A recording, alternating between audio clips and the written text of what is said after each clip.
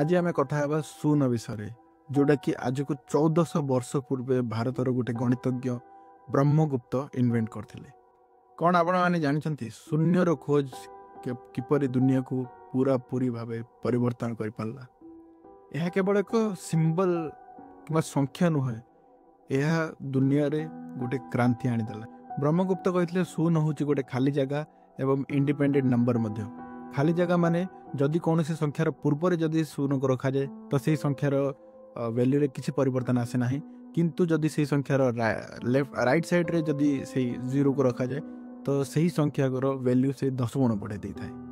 आपण मैंने जानते बिना जीरो रे ना मल्टीप्लिकेशन होता ना हरण मिश्रण गुणन फेड़ाण ना अलजेब्रा था किसी न था।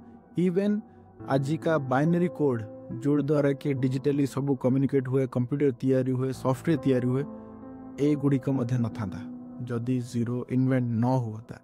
यह हूँ भारतर योगदान। प्रत्येक कंप्यूटर स्क्रीन पछरे तार जो सिस्टम थाए भारत से शांत भावे किंतु गोटे इम्पैक्टफुल योगदान देछि।